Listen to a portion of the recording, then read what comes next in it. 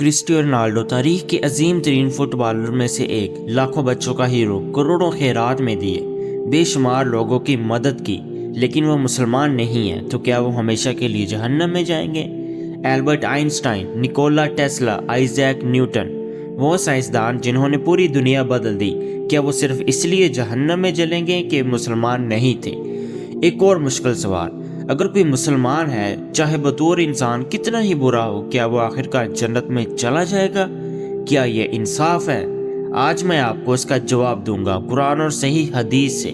سوچے اپنے اسکول کے امتحان کے بارے میں، 5 مضامین ہیں، آپ نے 5 میں سے 4 میں 99 نمبر لیے، شاندار نمبر، لیکن سائنس میں صرف 10 نمبر آئے، فیل۔ تو کیا آپ پاس ہیں یا فیل؟ فیل، چاہے باقی نمبر کتنے ہی اچھے ہوں۔ ایک مضمون میں فیل یعنی مکمل فیل۔ یہی حساب یہاں ہے۔ اچھا انسان ہونا، دوسروں کی مدد کرنا، خیرات دینا، یہ ایک مضمون میں 99 لانا ہے، لیکن اللہ پر ایمان، ایک اللہ کی عبادت بغیر کسی شریک کے، یہ ایک الگ مضمون ہے، اور اگر یہ فیل ہو گیا تو کچھ بھی کام نہیں آتا۔ اللہ نے سورہ آل عمران میں صاف فرمایا، جس نے بھی اسلام کے سوا کوئی اور دین تلاش کیا وہ کبھی قبول نہیں کیا جائے گا، اور آخرت میں وہ گھاٹے والوں میں سے ہوگا۔ یہ اللہ کا سیدھا فرمان ہے، کسی کی رائے نہیں، کوئی بحث نہیں۔ اب آپ کہیں گے یہ ناانصافی ہے، تو سنیے ایک ایسا واقعہ جو سب کچھ بدل دے گا۔ نبی کریم صلی اللہ علیہ وسلم کے چچا ابو طالب نے انہیں اپنے بیٹے کی طرح پالا۔ جب مکہ والے نبی کریم صلی اللہ علیہ وسلم کو قتل کرنا چاہتے تھے، ابو طالب دیوار بن کر کھڑے ہو گئے۔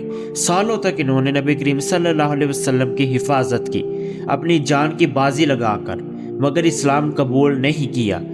نبی کریم صلی اللہ علیہ وسلم انہیں آخری سانس تک اسلام کی دعوت دیتے رہے، مگر ابو طالب بغیر ایمان لائے دنیا سے چلے گئے۔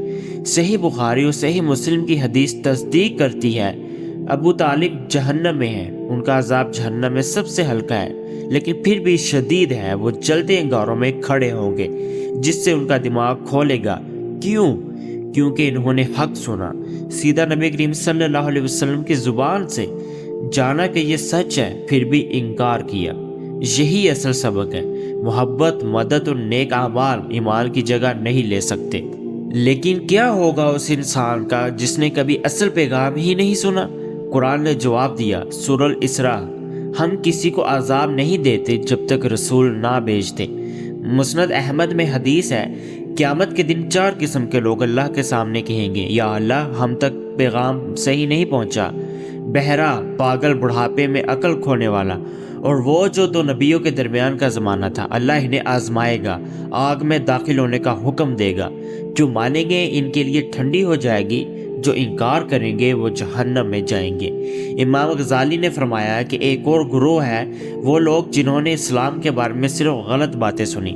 اگر کوئی بچپن سے یہ سنتا آیا کہ محمد صلی اللہ علیہ وسلم جھوٹے تھے، تو وہ بھی انہی میں شمار ہوگا جس نے اصلی پیغام نہیں پایا۔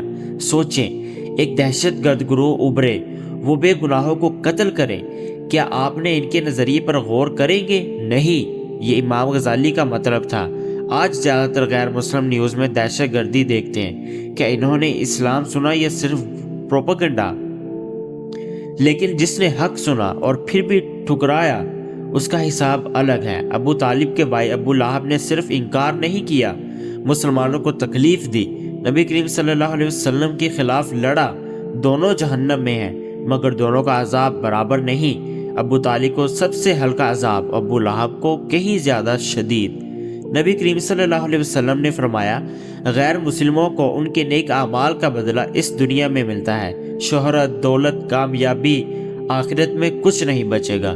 تو رونالڈو کی خیرات، وہ انعام پا رہا ہے اس دنیا میں، اس کی شہرت، اس کی دولت، یہی اس کا حصہ ہے۔